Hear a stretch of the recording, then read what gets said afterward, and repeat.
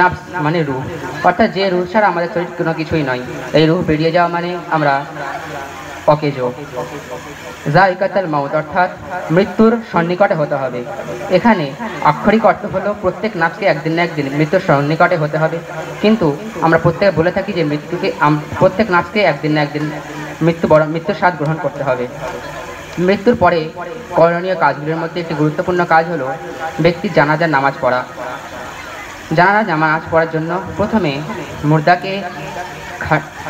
মুর্দাকে উত্তর দিকে মাথা করে কাবা শরীফের দিকে মুখ করে একটি পাক জায়গায় রাখতে হবে।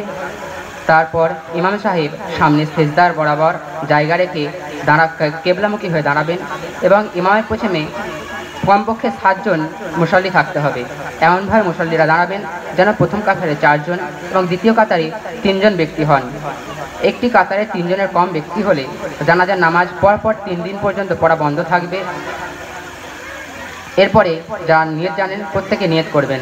যারা বাংলায় নিয়ত জানেন বাংলায় নিয়ত করবেন। মহান আল্লাহ পাকের তারিফ, রসুল পাক সাল্লাল্লাহু আলাইহি সাল্লামের উপর দরুদ, এই মাইয়াতের জন্য দোয়া। যদি মাইয়াত মহিলা হয় তাহলে বলতে হবে এই মহিলা মাইয়াতের জন্য দোয়া। আমি 4 তাকবীর সহ ফরজ কিফায়া জানাজার নামাজ ইমামের পিছনে দাঁড়াইয়া কাবা শরীফের দিকে মুখ করিয়া পড়িতেছি।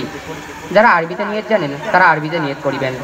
নাওয়াইতুয়ান উআদ্দিয়া আরবাআ তাকবীরাতি সালাতুল জানাজাতি ফরজুল কিফায়াতি আসসানাউ লিল্লাহি তাআলা আসসালাতু আলান নবী ওয়াদ দুআউ লিহাযাল মাইয়িত।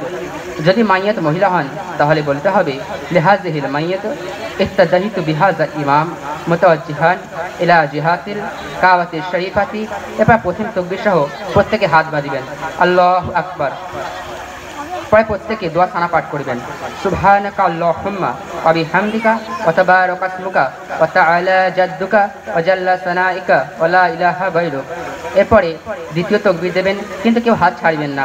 প্রত্যেককে দরুদ শরীফ পাঠ করবেন, আল্লাহুম্মা সাল্লি আলা মুহাম্মাদি ওয়া আলা আলি মুহাম্মাদ কামা সাল্লাইতা আলা ইব্রাহিমা ওয়া আলা আলি ইব্রাহিমা ইন্নাকা হামিদুম মাজিদ। اللهم بارك على محمد وعلى آل محمد كما باركت على إبراهيم وعلى آل إبراهيم إنك حميد مجيد। এরপরে তৃতীয় তাকবীর দেবেন এবং এই দোয়াটি পড়বেন, আল্লাহুম্মা আজআলহু লানা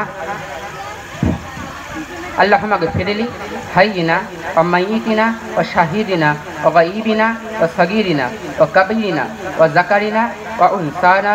আল্লাহুম্মা মান আহইয়াতাহু মিন্না ফাআহইহি আলাল ইসলাম ওয়া মান তাওয়াফাইতাহু মিন্না ফাতাওয়াফাহু আলাল ঈমান বিরহমাতিকা ইয়া আরহামার রাহিমিন। কিন্তু মুর্দা যদি নাবালক অর্থাৎ 12 বছরের নিচে বালক হয় তাহলে এই দোয়াটি করতে হবে, আল্লাহুম্মা আজআলহু লানা ফারতাও ওয়াজআলহু লানা আজরাও ওয়া যুকরান ওয়াজআলহু লানা শাফিআ ওয়া মুশাফফাআ।